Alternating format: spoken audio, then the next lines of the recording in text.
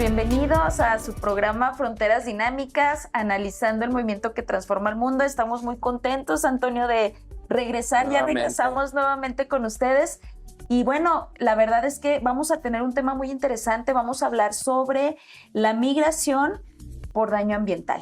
Es un tema actual que pues no se puede desvincular de los estudios del desarrollo y sobre todo pues el tema migratorio tiene muchas aristas, ¿no? Y una de ellas pues es justamente la migración que se da pues por estos problemas ambientales. Llamamos ambientales el tema de terremotos, sequías, aumento del nivel del mar, etcétera, ¿no? Y cómo esto hace que las comunidades, las personas tengan que moverse del lugar por estas razones. Fíjate que cada vez es más común escuchar que se da esta migración por daño, porque existe un problema ambiental. Y muchas de las veces no medimos que esta situación, al igual que la migración normal, pues es multifacética y bueno, no solamente es una cuestión catastrófica, sino que también es un sinónimo de despojo, Antonio, porque quita a la gente o la despoja, como lo dice, como la palabra lo dice, pues de su espacio, de su entorno, por cuestiones que ya no le garantizan a la persona un desarrollo, una vida plena, su alimentación, su tranquilidad, su espacio, y bueno, que se ven obligados por las situaciones que tú comentas justamente a huir de sus lugares de origen. Nos damos cuenta cómo se contaminan cada vez más los mantos acuíferos a causa de las mineras, cómo el extractivismo voraz, pues sinceramente despoja a la gente de ese territorio.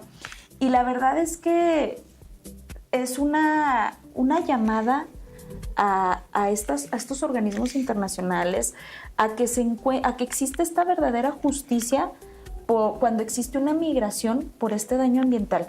Tú hablabas hace ratito de los refugiados. No sé si por ahí me puedas platicar o traes algún concepto, porque se me hace muy interesante. Pues es que los refugiados, bueno, muchos países tienen tratados en donde se les permite que estos refugiados puedan tener asilo en un determinado país. Sin embargo, por cuestiones de tipo de desastres naturales y demás, no existe. Estos no están contemplados, aunque sí por cuestiones humanitarias se suele dar. Sí hay un vacío, ¿no?, en este aspecto. Hablamos también, por ejemplo, de esta parte del desarrollo sostenible.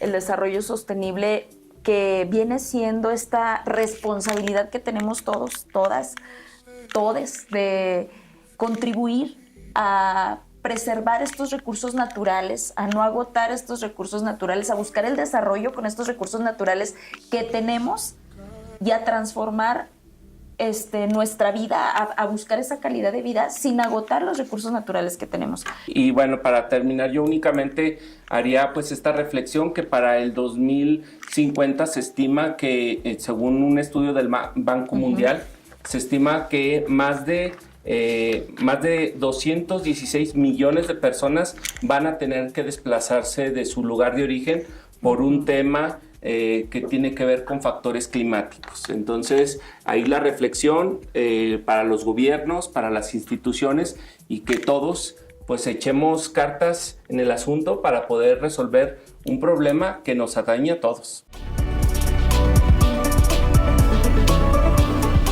Estás viendo TV UAS, Televisión Universitaria.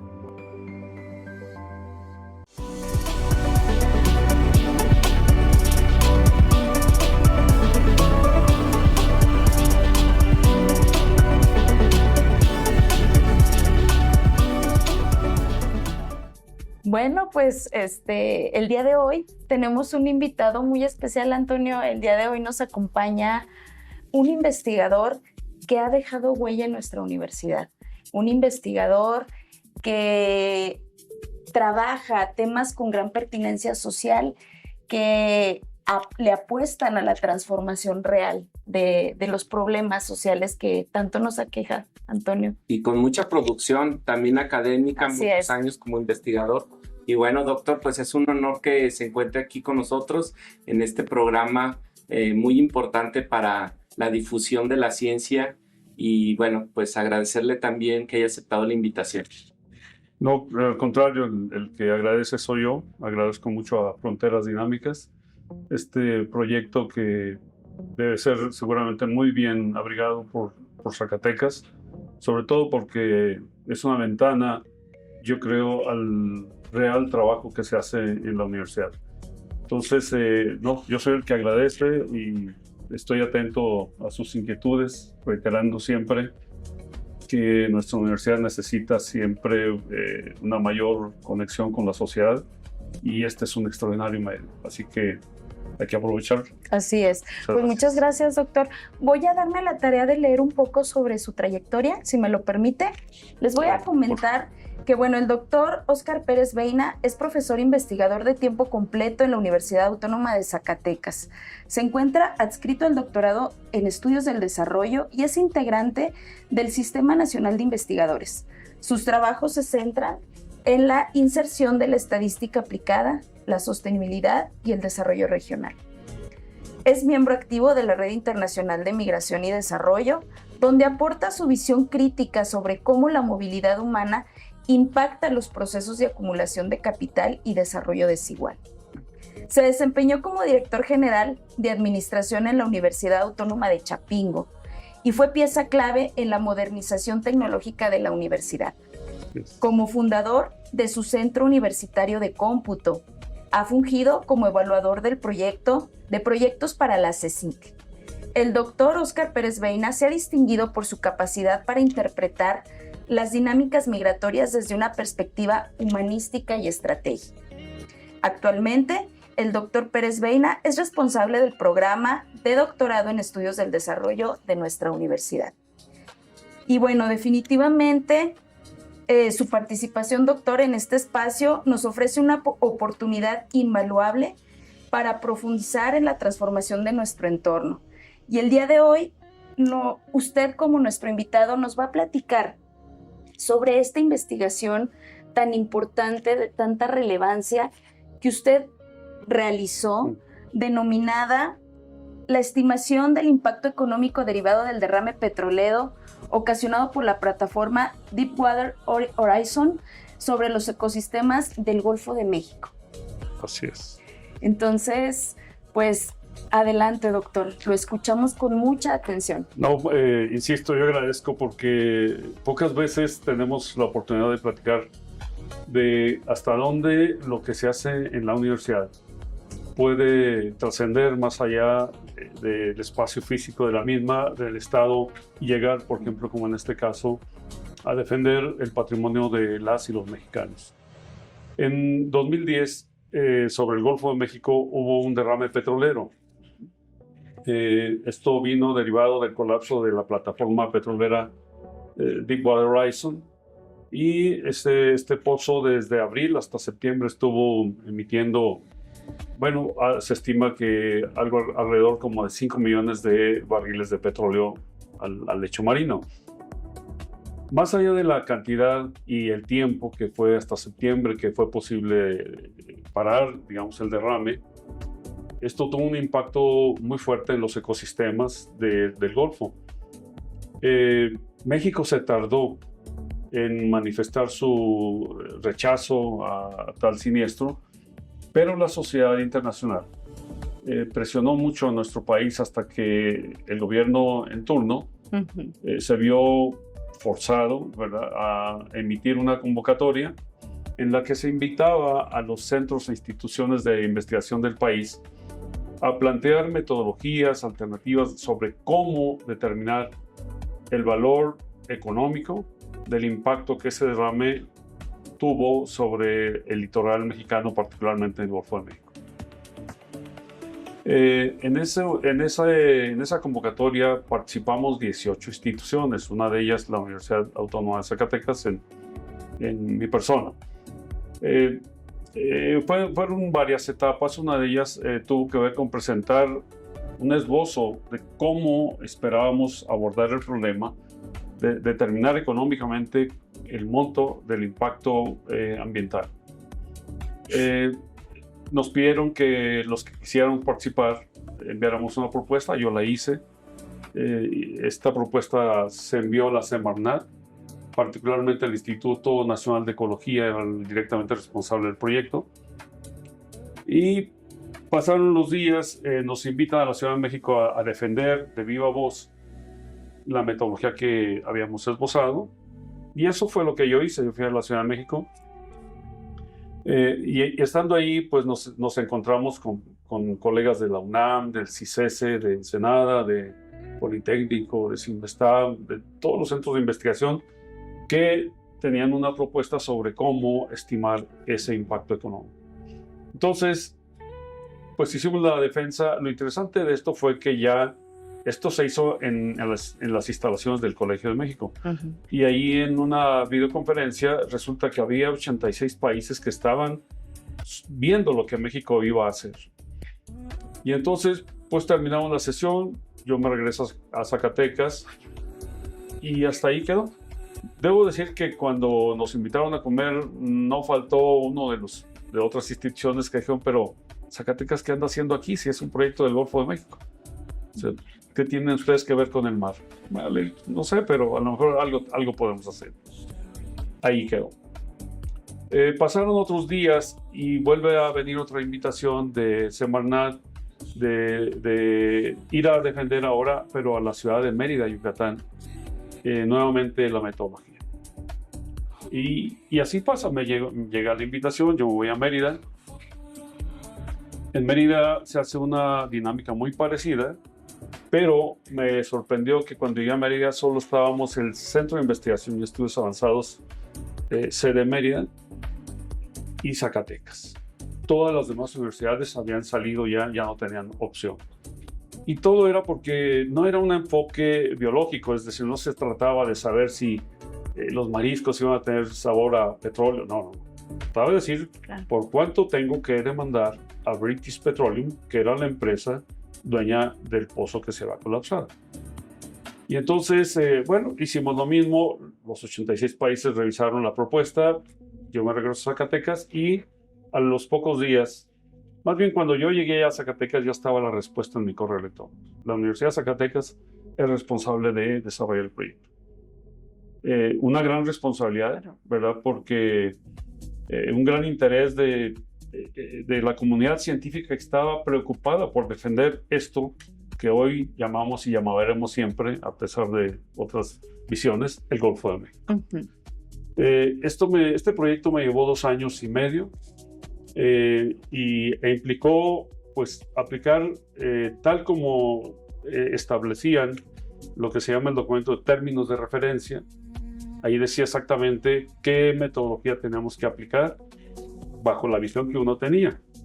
Entonces, pues yo me dediqué a diseñar a todo detalle porque todos los pasos que se desarrollaron, paso que se daba, paso que era difundido a los 86 países, y los 86 países me criticaban, me decían esto sí, esto no, esto sí, esto no.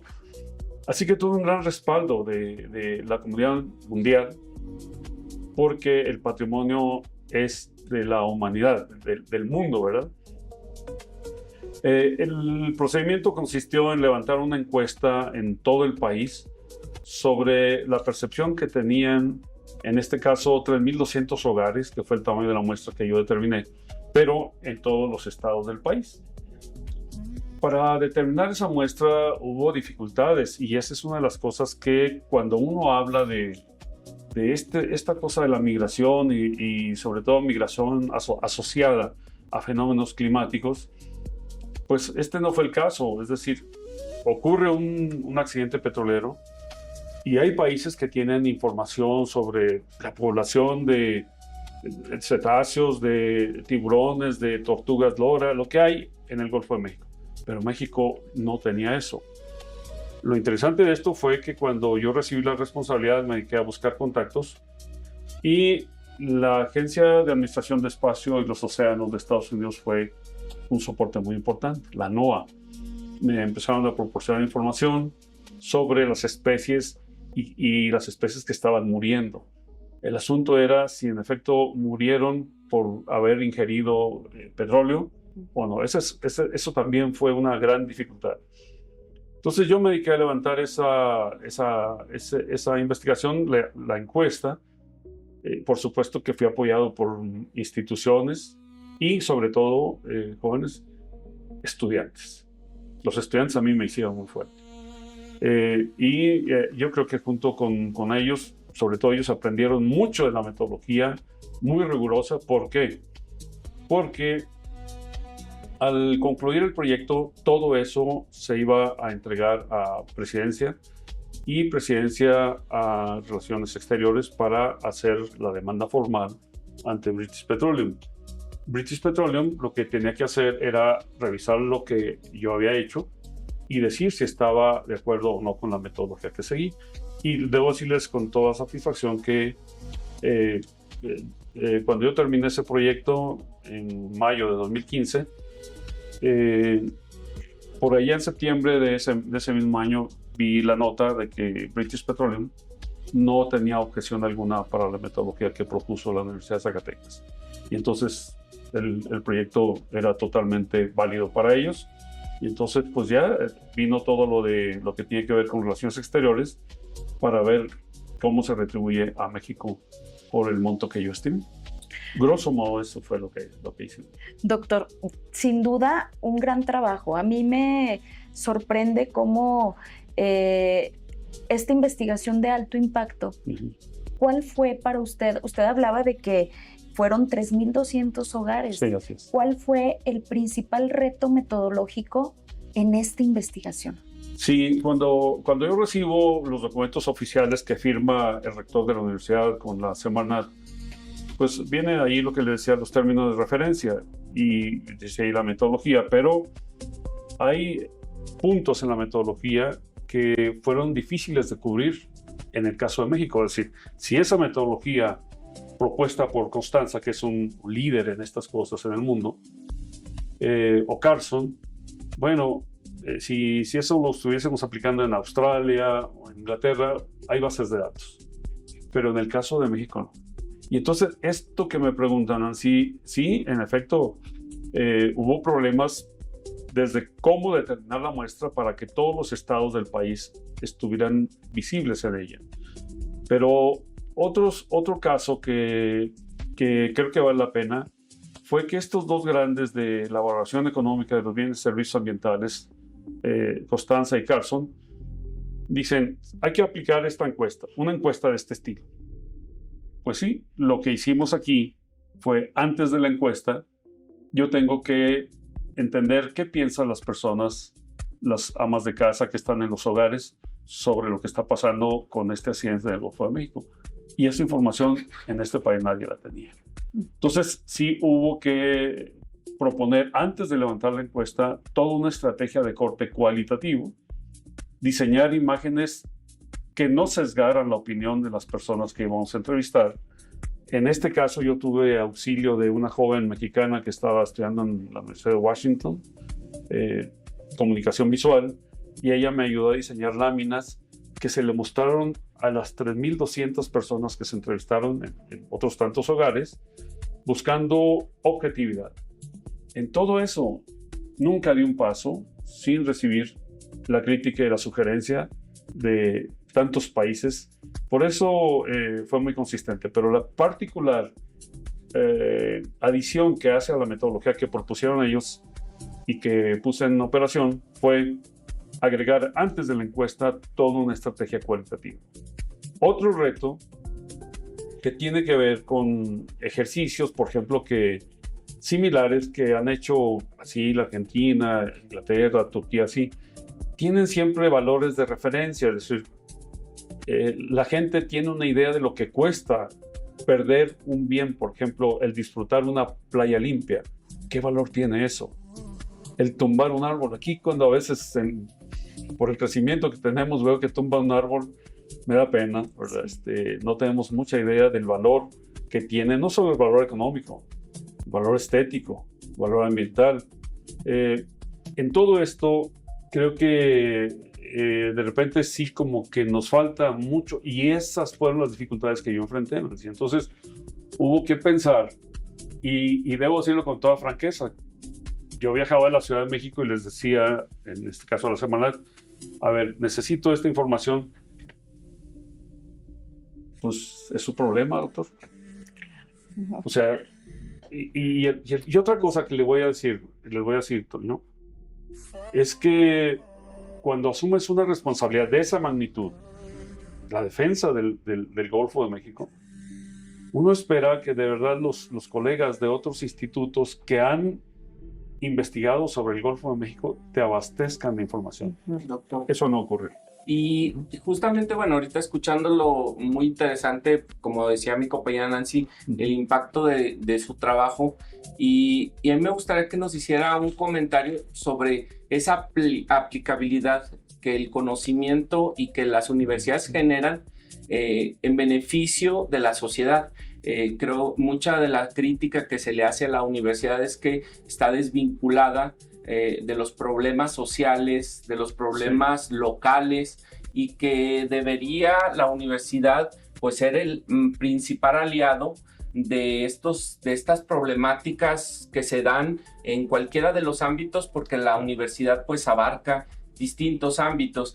Y esa aplicabilidad pues y la integración de proyectos de investigación con incidencia social, creo que es una demanda que se le hace con justa razón a la universidad. Respecto a esto, ¿usted qué opinión tiene, pues ya con tantos años como investigador en la UAS? Gracias, Toño, por la pregunta, pero es exactamente algo que apunté y dije, no se me tiene que olvidar. Sí, por desgracia a veces la sociedad se entera de otras cosas, pero no se entera de proyectos, por ejemplo, como este, independientemente de que yo lo haya desarrollado. Yo puse aquí comentar que la universidad pública tuvo capacidad de respuesta, y ese es mi comentario para ti. Es decir, ¿por qué la Semarnat lanzó la convocatoria a las universidades públicas y privadas? Todas, pero respondimos las públicas. Y particularmente una universidad chica, ¿verdad?, del interior del país, y que no tiene un golfo enfrente, no tiene una costa, pero sí sabemos econometría. Y eso hizo una gran diferencia. Y por eso yo lo comenté en aquel momento con las personas a las que le entregué los resultados. Todos estos resultados, Toño, no se pudieron visibilizar durante 7 años y medio. ¿Por qué? Porque era información privilegiada y que se entregó al Estado mexicano, y el Estado mexicano la usó para presentar su denuncia, su demanda ante BP. Pero voy a insistir mucho en que de repente no nos damos cuenta de lo valioso que suelen ser los trabajos que se están desarrollando, porque a lo mejor quienes se encargan de buscar este tipo de espacios a lo mejor se pierden un poco, y eso yo lo tengo que reconocer de ustedes, ¿verdad? Que han dado esta ventana y que me permite decirle a Zacatecas, sí, también sabemos hacer cosas que tienen que ver con la defensa del patrimonio de nuestra nación y del mundo. Y así se vio ese proyecto.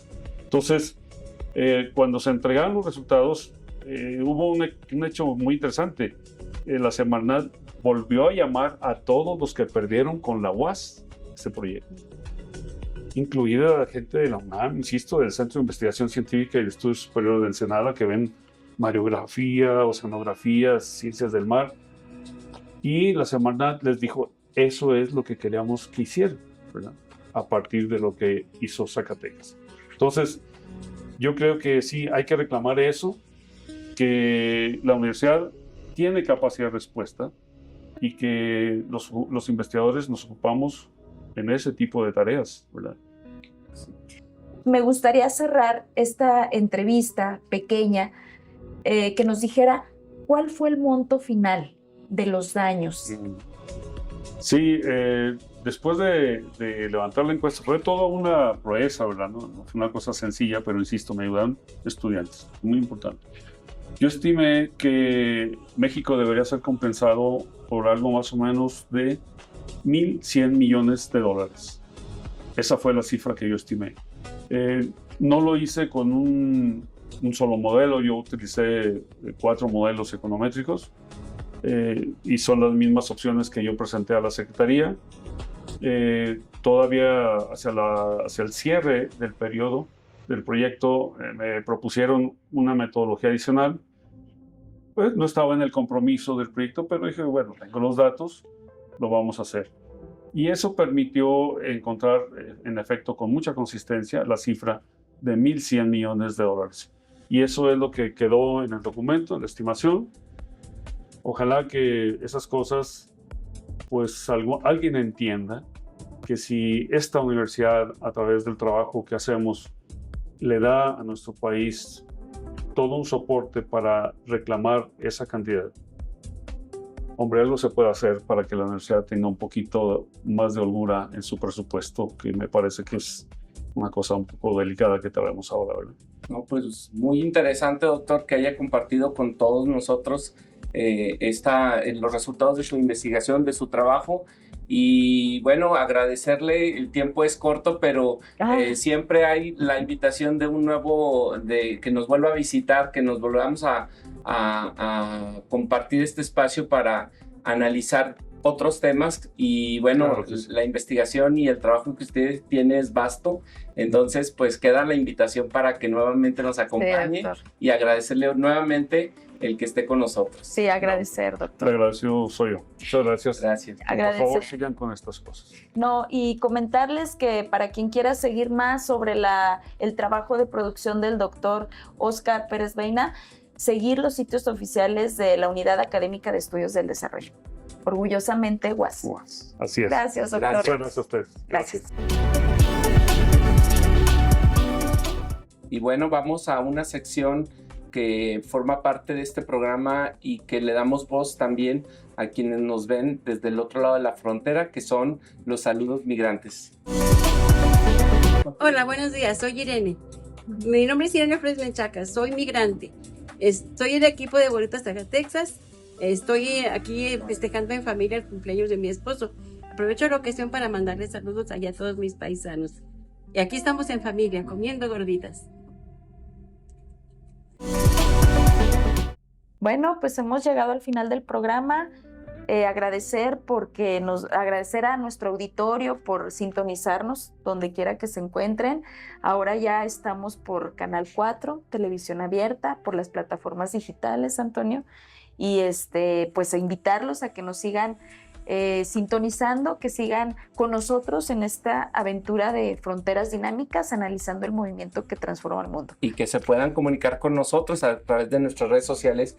Igual si tienen algún tema o les gustaría participar en el programa, nos gustaría también saber de su interés. Sí, saludos. Saludos. Entonces queda abierto el espacio también para toda la audiencia y aquella persona que quiera sumarse. Así es, este es su espacio y esperamos sus retroalimentaciones, saludos y los esperamos. Nos vemos en la próxima. Así es. Hasta luego. Hasta luego.